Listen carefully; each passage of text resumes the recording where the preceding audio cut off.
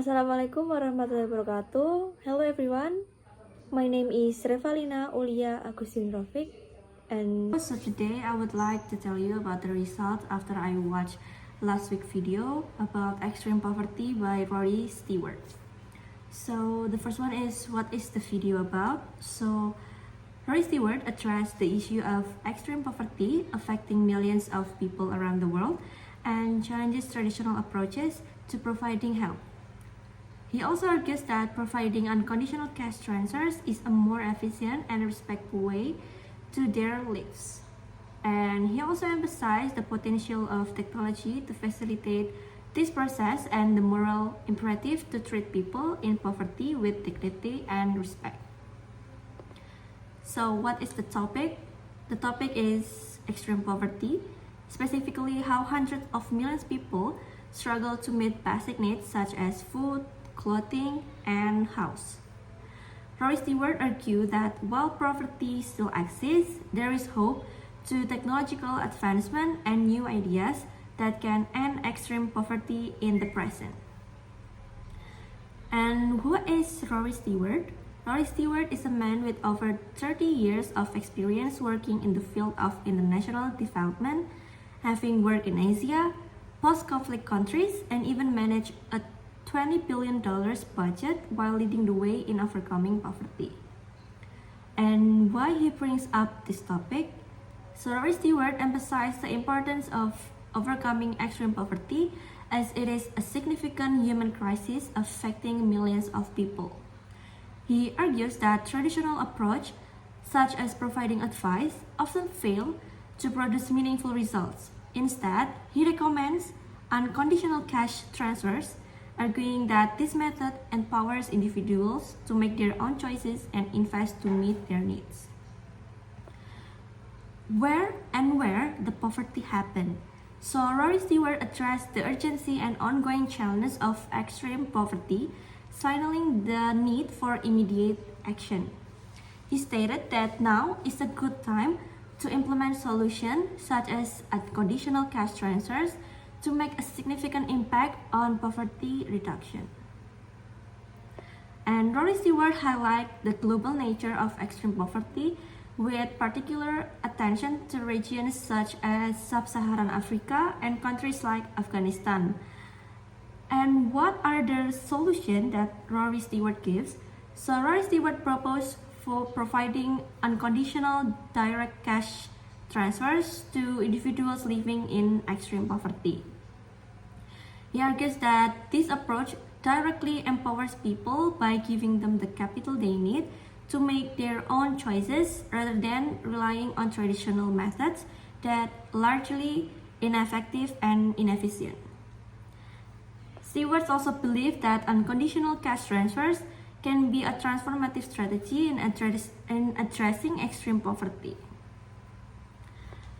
So, is this a success? And the answer is yes. Rory Stewart highlighted the effectiveness of unconditional cash in extreme poverty. He gave the example of a case in Rwanda where cash distribution resulted in remarkable improvements in indicators of community well-being, education, and health. In addition, studies conducted show that consistent positive results such as reduced child mortality and increased saving and business investment. And what are the results? The first one is improved living conditions. For example, upgrading their house from shelters to more durable structures, and the recipients in Rwanda were able to install better roofing, purchase materials, and make significant improvement to their homes. Second one is increased education.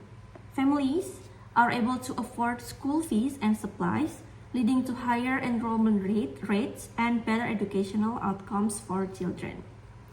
The third one is enhanced health access. Access to health services often increases. In one example from the video, nearly everyone in the village who received cash was able to purchase health insurance.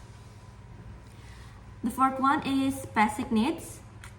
so they can afford basic necessities like food, clothing, and clean water. People who were struggling to meet daily needs are suddenly able to eat regular meals and provide for their families. The fifth one is economic growth. Some recipients use the money to start small businesses.